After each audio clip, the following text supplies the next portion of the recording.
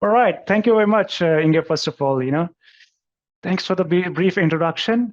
First of all, I would like to say, thank you for arranging this IT Connected conference. I assume, all the participants who are here in the virtual space, and maybe the ones who are attending it in live in Vilnius, they're having a good time and enjoying the conference at this moment of time.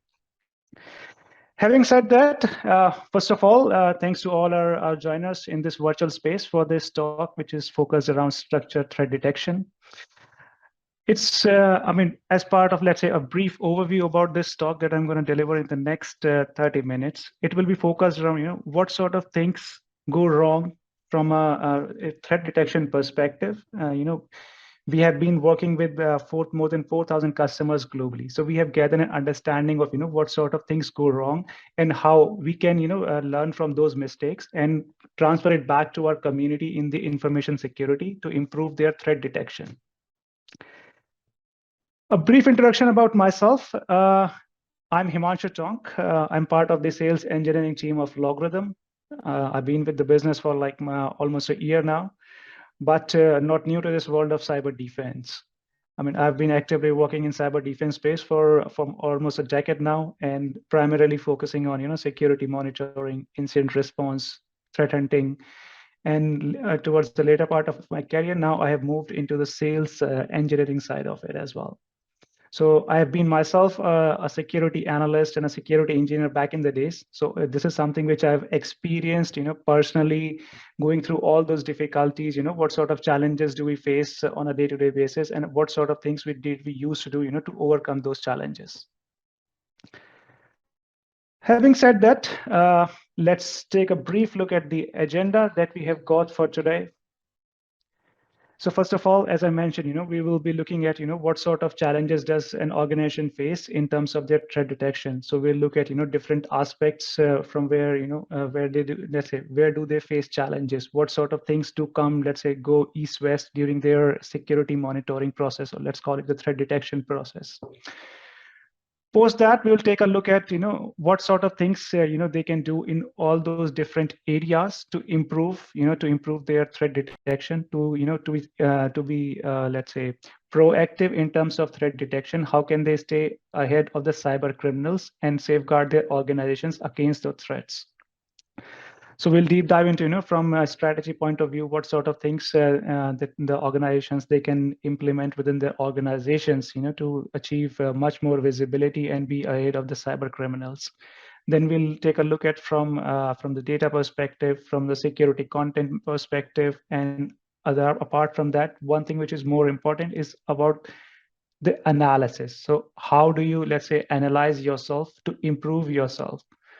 So you need to have an understanding of what sort of things are not going, let's say, as expected, and where should we improve. So we'll deep dive into all those things in the next 25 minutes that we have got. And lastly, if we have got some time, we'll do a Q&A round as well. All right. Let's take a look at, when we talk about threat detection challenges. So what I have done right now, I have classified them into 5 different, let's say, viewpoints where a security operations center, or let's call the security monitoring team of one organization, they do face challenges. So I've classified them highly into 5 different categories. So let's say from a strategy point of view, from a data point of view, from a content management point of view, and then of course we have the maturity assessments and the underlying threat landscape for a particular organization.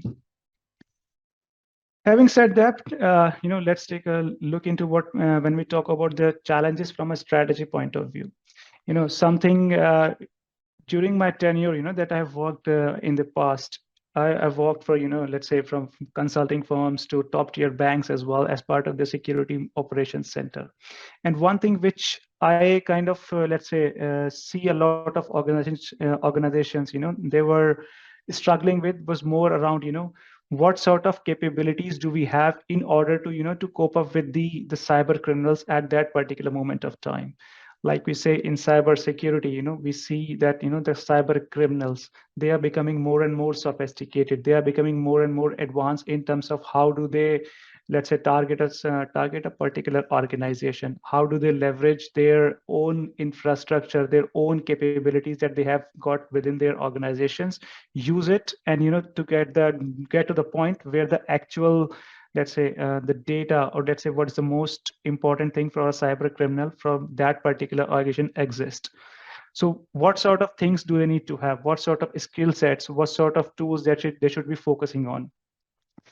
And that's where we focus on from two perspectives. First would be what sort of capabilities, what sort of skill sets we should have, and then second is more around alignment to a framework. So are we following a framework, or we just following, let's say we are let's say following guidelines from a lot of vendors, and we just create kind of like a mixture of all of those and then just following them blindly? No, it should not be like that. What you need to do is you need to understand, from your organization perspective, what would be the best in interest of your, let's say, your organization. Some big organizations, they have got deep pockets. They have got a different amount of money to spend on their cyber security, while on the contrary, we have got medium and small size business as well. They need to keep up with the pace as well. So they need to think of what would be the best, and let's say the best sort of skill set and capabilities which align their own IT roadmap. And I emphasize on this IT roadmap because over the past couple of years, I mean, we go back, let's say a little more, we see there has been a change in the shift, how IT has been transformed. Earlier, we used to have, on-prem data centers, all of the infrastructure, it used to be bare metal. Then from there on, we saw a shift, where the people, let's say the organizations, they started moving towards the virtualized infrastructure. And lastly, in this particular, in this current era, we have clouds, so a lot of organizations, they are moving towards the cloud. But from a security point of view, are those organizations ready to move into the cloud? Do they have enough visibility? What, let's say, in terms of if and when things go wrong within their cloud infrastructure, will they have visibility over that? So that's something, where strategy comes into picture. There needs to be a regular alignment between the CISO department and the IT department of an organization. They should work hand in hand, to safeguard the organizations and to, take their own customers and their own organization towards the road of success. So that's from a strategy point of view. Now, coming on to the next is more about the data, and which I believe is the most important aspect of of a challenge. When we look at security monitoring teams, the major challenge which I have faced, or let's say the engagements that I have part of, is more around the data. So whenever we used to go for incident response, as part of our services which we used to offer, certain point of time, we used to come to, let's say, those kind of organizations where they are not collecting enough data, or let's say we don't have enough data in order to investigate it further. So they need to focus, that's one of the challenge, if you don't have the data, you don't have the trail of it, and you can't really scope what was the impact that that particular incident has made towards your organization. So you don't know what has been affected. And once you don't know that, you will not be able to scope, okay, what needs to be recovered, what needs to be repaired in that sense. So you need to have, let's say, this is one of the challenge which I've, let's say, see a lot of organizations, they do struggle with. Apart from that, at certain point of time, we have encountered situations, for example, where the quality of data that was being collected was not appropriate. And what I mean by that is, when we look at security monitoring, they would be collecting logs from, variety of devices, infrastructure. That is all good. But when it comes to the business applications, the business applications which holds the data, which is very important for that particular organization, let's call it, that's something which is to safeguard their license. What's their main business? So that's something, if you look at those business applications, the types of, let's say, data that they generate, so it's not really appropriate from a security point of view. And what I mean by that is, let's say if I'm looking at logs from a certain application, at some point of time, we figured out, that they were logging the data, they were generating logs, but it was missing information like, okay, maybe there was a user who logged in, but what we will find in that user ABC logged into the system. We will not know where he is coming from. We will not know, whether it was a success or whether it's a failure. So those kind of aspects which are important from a security perspective, they were missing in that data, and which really makes the job of a security analyst, or let's say an incident responder, much tougher to let's say to respond to those type of threats. All right, so these are the two, let's say, two aspects, two areas where we see organizations, they do struggle with. Now, coming on to next is, which is very close to my heart as well, and I see a lot of customers, or let's say a lot of organizations, they do complain about, and that is, that they are receiving a lots of false positives, from that matter, for any SIEM or any other tool which they are using for the security monitoring. But they never really realize, what's the main let's say issue behind that. So when we talk about what's the main issue behind that, uh, that is the use cases which are being used to monitor the infrastructure. Are they continuously evolved? Do they spend time, in doing what we call as the life cycle management? Do they, let's say, change those use cases? Do they align those use cases with the new threats, new vulnerabilities, new risks which have arrived in the market? It's never, let's say, going to be a one-time job that you buy something, you implement it, and then it's done. Within cybersecurity, you have to spend a lot of time with your security tools to mature them, to make them efficient so that you can safeguard your organization. So there needs to be what we call as the life cycle management of use cases. And together with that, we see in the recent past, there have been a lot of security monitoring frameworks. So, initially we started with cyber kill chain. Then we saw that MITRE ATT&CK framework came into the picture, and it really changed the way security monitoring was being done at in a lot of organizations. So we need to, let's say, follow those, those security monitoring frameworks, but it should not be, let's say, wholeheartedly. You need to see, okay, what is the best in the interest of your organizations. You need to align it to your own needs and then take that into consideration and implement it within your organization. The next is more about maturity assessment. So there's one thing, whenever, let's say, we start with something, for example, if we start with a project, or maybe we start doing something, we need to evaluate it. How are we performing, so that we can, improve what we are doing wrong, and we can go from, let's say, level 1 to level 2, or from there on, moving on next. So there needs to be what we call as a security operations center maturity assessment. And for that, you need to have, okay, what sort of capabilities, what sort of, let's say, what sort of blind spots you have got within your security visibility. So you need to do that gap analysis as well on a regular basis. It can be like every quarter, every 6 months, depending on let's say how easy it is within your organization. Some organizations, they have, let's say, got a huge amount of workforce beneath them, so they can do it, let's say, every quarter. But some which don't have, let's say, smaller organizations who have got a small team, they can plan it on a, let's say, 6-month or yearly basis, but they need to evolve from there. So they need to do that continuous security assessment of their security operations center as well. Together with that, what they need to implement is what we refer to as key performance indicators. So they need to identify how they will evaluate, on what sort of KPIs they will evaluate the security operations center. How are they doing in terms of, their threat detection? How quickly can they detect the threat? How quickly can they, once it has been detected, how quickly can they remediate that? So those sort of things, they need to be measured as well, so that you can, learn from it. You can see, okay, are we really improving or not? So something that you cannot, let's say, measure, you will never be able to improve it. So you need to find a mechanism how you can calculate those, how you can measure those, and from there on, you need to see how you can, let's say, make it better, how you can evolve from there. Lastly, that is something, what we call as threat landscape. So a lot of organizations, let's say when some of the organizations that I have worked with, initially it starts with, let's say, for example, from a compliance perspective, they have been mandated by compliance to, to do security monitoring. But at that moment of time, they're not really aware of, okay, what are the relevant threats that they should be monitoring within their organization.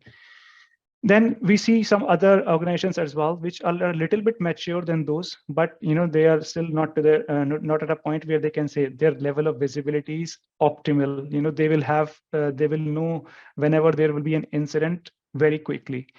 So we call them as, let's say medium matured organizations, where they are doing some security monitoring. They are trying to keep up with the pace, but they don't really have, understanding of which are the relevant threat actors which are active in their environment. What sort of techniques, tools, procedures do those threat actors use? And you need to focus on let's say monitoring around those TTPs within your organization. So they are really unaware of that. And then we have, let's say, what we call as a matured SOC, that let's say they are already aware of, okay, which are the threat actors who are active in their let's say industry space, be it banking or insurance.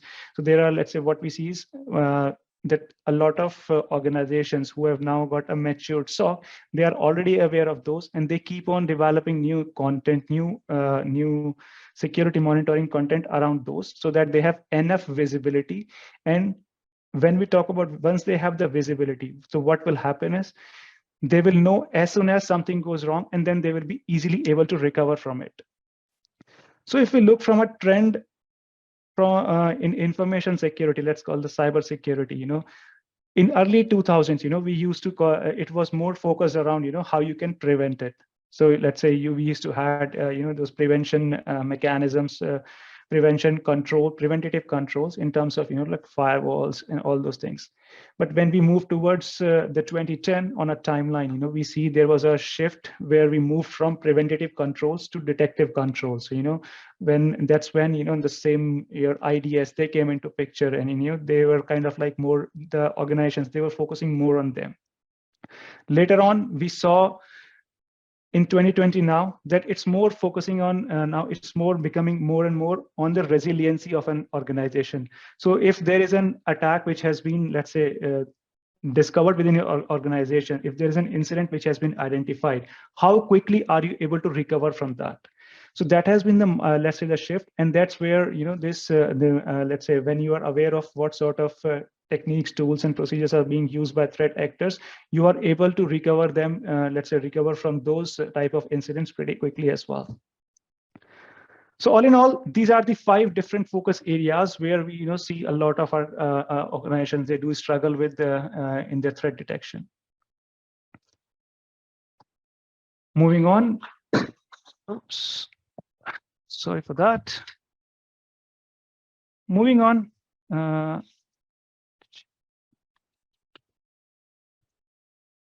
Yeah. All right. So moving on, we have got, let's say, how should we address those challenges that we have just discussed about in the last 10, 15 minutes? From all those different perspectives, let's say from a strategy perspective, from data perspective, from security use cases, let's call this content, then, how can we employ automation to achieve a greater level of visibility? And then lastly, what sort of things can be done using the gap analysis? So we'll look at all 5 of those going forward. So from a strategy point of view, something which is, let's say, pretty, I call it, pretty common these days, a lot of organizations, they are following something what we could refer to as a SOC visibility trial. So earlier, back in the days when we used to talk about security monitoring, it was more about, you are collecting logs, you have a centralized repository of logs, and during the, you used to have some sort of use cases, and then you were doing something with that in order to identify what we refer to as, let's say threat detection, or let's call it incident detection. But later on, we see that that was not in itself enough for that. So let's say a few years back, Gartner, they came up with this idea of, how the organizations, they can have a complete visibility around their own security posture. And that's where, these 3 pillars, they came into picture, like SIM, EDR, and NDR. So only SIEM will not be able to, let's say, provide you complete level of visibility. It needs to be augmented with EDR and NDR. So let's say, and there's a specific reason for that. Every when we talk about some sort of cyber attacks, or let's call it some sort of incidents which are happening, each and everything is not logged into the logs. So it is not audited, and you will not be able to detect it using only the logs. So for example, like your live memory, when you have to do live memory observation, that's where your EDRs come into picture.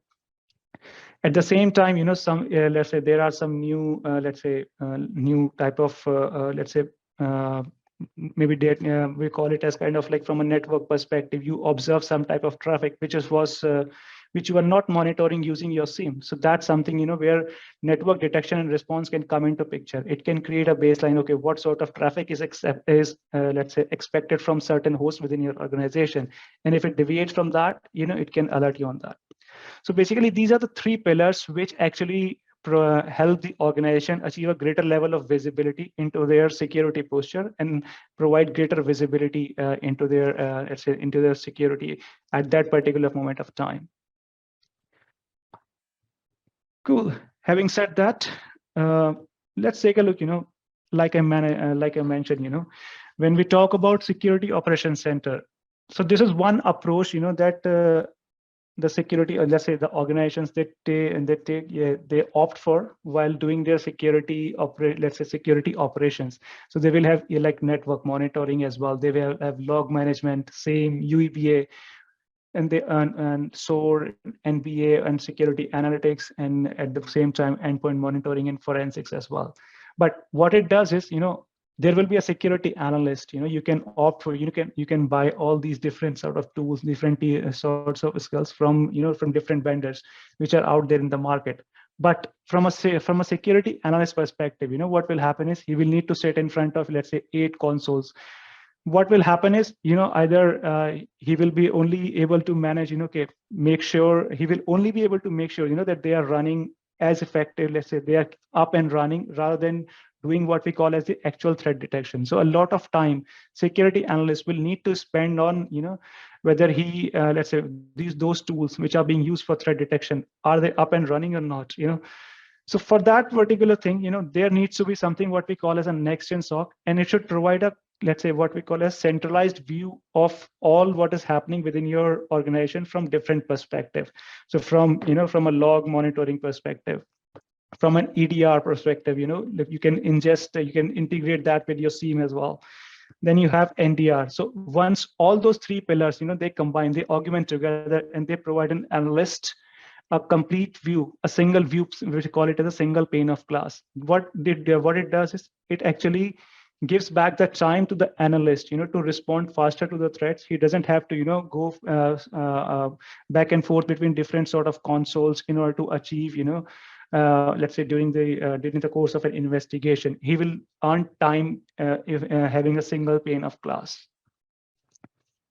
And that's what, let's say, the vision of a next-gen SOC looks like. You need to have a single pane of glass from different angles to have a complete visibility into your environment. All right, moving on next, from a data perspective, like I mentioned, you need to kind of rate your log sources on these three let's say these 3 points. So when we talk about, okay, I'm going to collect data from this particular log source, and let's call it a data source. So what sort of risk would be covered using that log source?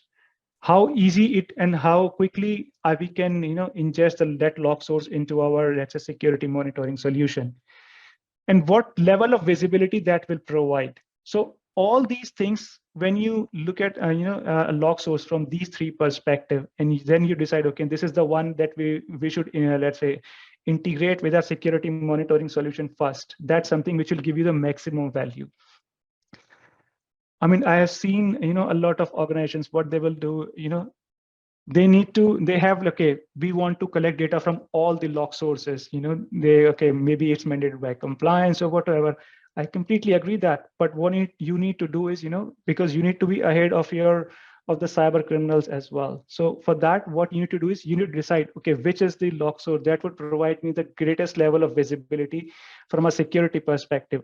We need to onboard that first and do it, phase by phase basis. So on a phase one, you will go with the highest, let's say, high priority log sources. For example, you can have your DNS, your firewall data, your Windows, and they are pretty, let's say, because they have been in the market for so long, so they are pretty much easy as well to integrate. So similarly, you need to, let's say, rank your log sources based on these 3 points, and then start integrating them into your security monitoring solution.